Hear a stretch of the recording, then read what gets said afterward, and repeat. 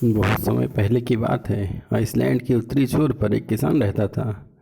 उसे अपने खेत में काम करने वालों की बहुत ज़रूरत थी, लेकिन ऐसी खतरनाक जगह जहां आए दिन आंधी तूफान आते रहते थे, कोई काम करने को तैयार न था। किसान ने एक दिन शहर के अखबार में इश्तिहार दिया कि उसे खेत में काम करने वाले एक मजदूर की ज़रूरत है। किसान से मिलने कई लोग आए, लेकिन जो लोग भी उस जगह के बारे में सुनते वो मना कर देते। अंततः एक सामान्य कद का दुबला पतला दृढ़ व्यक्ति किसान के पास पहुंचा। किसान ने उससे पूछा, क्या तुम इन परिस्थितियों में काम कर सकते हो? बस जब हवा चलती है तो मैं सोता हूँ, उस व्यक्ति ने उत्तर दिया।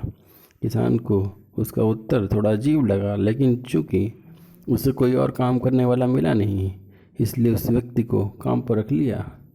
मजदूर मेहनती निकला, सुबह से शाम तक खेतों में मेहनत करता। किसान भी उससे काफ़ी संतुष्ट था। कुछ ही दिन बीते थे कि एक रात अचानक ही जोर से हवा बहने लगी।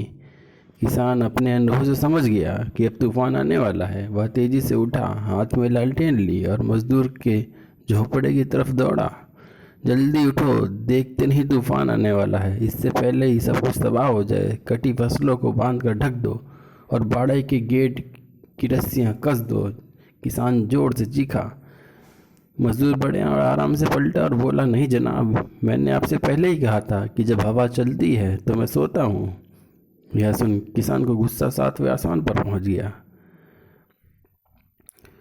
जी मैं कि मजदूर को गोली मार दे, पर अभी तो तूफान से निपटना था। वह खेत की ओर भागा। किसान खेत में पहुंचा और उसकी आंखें आश्चर्य से खुली रह गईं। फसल की गांठें अच्छे से बंधी हुई थीं, तिरपाल भी ढके हुए थे। उसके गाय बैल सुरक्षित थे, मुर्गियां भी अपने डड़म्बों में थीं। बाड़े का दरवाज़ा भी मजबूती से बंधा हुआ था। सारी चीज़ें बिल्कुल व्यवस्थित थीं, नुकसान होने की कोई संभावना नहीं थी।